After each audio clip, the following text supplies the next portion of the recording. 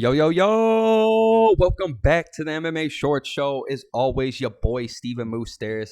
And guys, I'm not going to lie to y'all. I'm pretty happy right now. I'm pretty proud to show you guys this, man. You know, I've been going hard in the absolute paint recently on this whole studio room I got. I got the posters up finally all in order. Got the frames already. Got the LED lights around them. I got the Muay Thai bag if you guys trying to see some work or if I'm trying to show some things. And then, you know, of course, you got Tony Soprano back there eyeing down everybody. But you know, guys, one of the coolest things that has happened to me as of late, if I'm being honest with all of y'all, man, 2 videos ago I uploaded last week was the whole Tony Ferguson, David Goggins thing. Just kind of sharing my opinion why I think it was going to be an awful, awful decision. And to be fair, it kind of turned out that way. But, you know, on that video, it's one of my more popular videos in a week span. I think it's up to like 1,000 views or something wild like that, which is absolutely amazing. You never expect to get 1,000 views. But out of those 1,000 people, man, I had the Chael P. Sonnen comment on my video, and it's the first time I've had a professional fighter. I've had a lot of amateur fighters comment and everything, it means the world to me. But to get the Chael P. Sonnen, the Godfather of shit talking and everything, to comment on your video, and I don't even know if he was being nice or if he was being mean. I don't know what he was doing, but it meant the absolute world to me.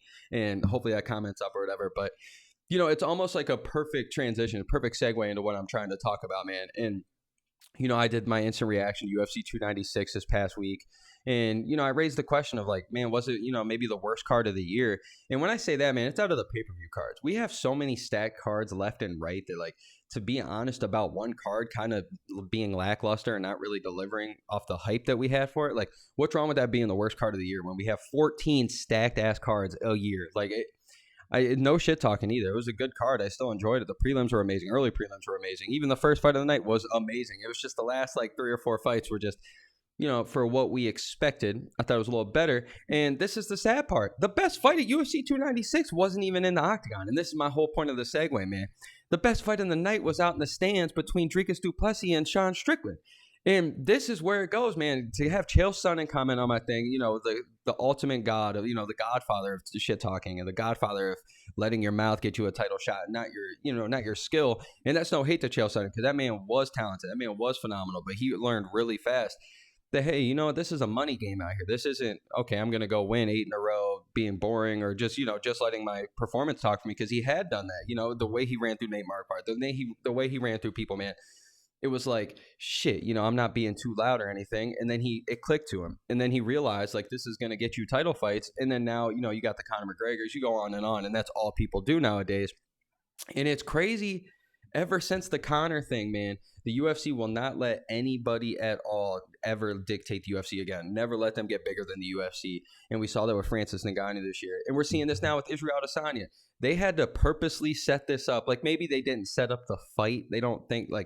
I don't think they would purposely set the fight up, but to sit Dricus du Plessis 3 rows behind or 2 rows behind Sean Strickland at a UFC event when they're about to fight in a month and a half, you guys know for damn well what you were doing. And to have Dana White in the post-fight conference, oh, man, who's the dumbass that let that happen? Oh, it was me. Yeah, because you knew what you was doing. He has admitted that he's all in on the whole TikTok era, the whole social media era. That's why they got the Nelk boys with them all the time. That's why they got all these people. They learned that, man, all this drama sells, man. He even said about it when the whole Colby Covington, the whole dad thing towards Leon Edwards, the whole comment at the press conference, like, hyped up pay-per-view vibes more than anything. And it's like, man, you guys have just completely sold out. I don't want to say gimmicky quite yet, even though it is kind of WWE style, but they die for crazy press conference moments. They were so upset about the Ian Gary thing being pulled out this week and whatnot, and to have that whole thing set up to get numbers. He had to pull out because of pneumonia, quote unquote.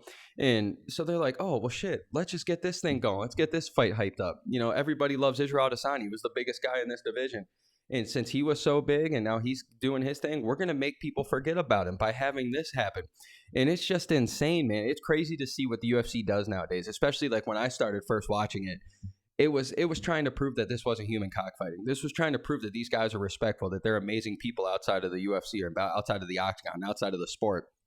And that they deserve to get paid. They deserve to be looked at as equals and as athletes and professional athletes. And then here we are now where it's almost like vice versa. It's almost like we want you guys to know that these guys are fighters and that they got some edge to them and that they will kick each other's ass. Like, we all know, especially even you don't even have to be a professional fighter, man. You know, the most trained people out there, the people that have trained, like I used to always be that guy that's at like bars or something and be like, oh, I wish somebody would, until I learned how to do it, until I learned Muay Thai, until I trained that for like 6 years.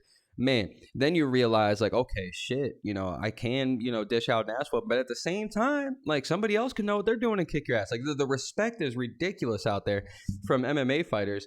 And it might not even be professional fighters. Anybody that trains jiu-jitsu, anything, judo, anything, you know, we know, and that's why we don't do anything.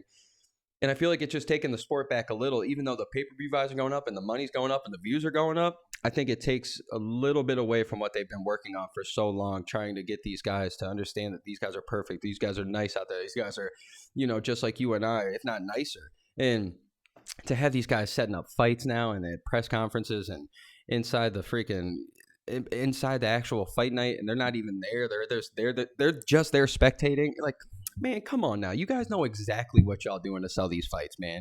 And, you know, hats off to them if they need to get those numbers. It's just so funny to see how it's changed over the years, where it's Dana kind of going, you know, we never told these guys what to say. We'll never get in the way of these guys. But you guys used to. I mean, I'm not trying to bring this up. This isn't necessarily about fighting in the back or anything, but they were trying to clean this sport up so much back in the day, like even just 10 years ago, that they gave Nick Diaz a 5-year ban because he smoked weed. And now these guys can throw full out jabs and fucking elbows and throw the people's elbow on each other inside the arena when they're not even fighting. And if those were just two random people that were in there, if I was in there and another guy was in there, we just decided to fight, we're getting arrested. We're getting kicked out right then and there. They're pressing charges. The UFC is going to press charges. That's going to happen.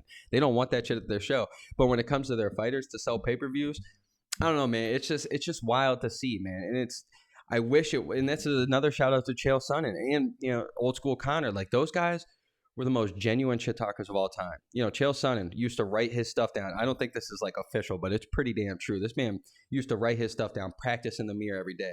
He probably even worked with comedians or writers or something to help him out. They were that good. It was genuine. It was always funny stuff. It was always talking about the sport. It was never like about their family and whatnot. And then you got Conor McGregor came in, was probably even more natural. Didn't have to write stuff down. Just the one-liners, the wittiness, like, and then they both would still compete in the octagon, still show. And now it's just a bunch of rip-offs. It's just people trying to bring up their families and their wives and their personal lives and stuff. And it's like, yeah, anything goes in fighting. And I don't believe in this suing shit, but it's like, man, I miss the days when it was just genuine. Like, when Chael Sonnen was talking about how freaking Wanderlei Silva would, you know, or the Nogueira brothers or whatever would get a bus mixed up as a horse or a camel or whatever the hell he said. It was one of the funniest lines of all time. Or, you know, every line we could ever think of Conor McGregor or anything. And now we got the Colby Covingtons out here that are just gimmicky and just not themselves. And you can just tell it's not genuine, but they're getting title fights off of it. And it's hurting the divisions because these guys who can actually fight aren't getting them. And it's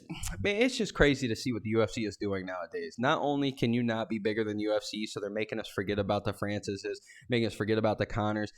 They were even almost making us forget about Hamzat in a way when we had him so high up and everything. And then now it's like, yeah, he's just kind of out of there. They don't want him to get any bigger because they realized he was getting way too big. And I bet you they're happy Habib retired because he was getting way too big. And then just this whole shit, man, it's just getting ridiculous. And they've seen how hype Sean Strickland is, and they're like, oh, let's make people forget about Izzy, and let's get the Sean Strickland Dricus du Plessis fight going because nobody cares about it. And now that's all we're talking about. So it's always your boy Steven Moustaris. Sorry to go on a rant. I don't even know what the hell I'm gonna title this. I just went on a rant about a bunch of things, but it is just crazy to see. I guess although the sport is rising and continues to get bigger and to grow, it's just crazy to see the contradiction of, let's make these guys, you know, look like humans. Let's make these guys, you know, actually respected. And now it's like, oh, let's make these guys look like barbarians. So, as always, your boy, Steven Moustaris. Hopefully you guys like the new studio. I'm out here. Let's go, baby.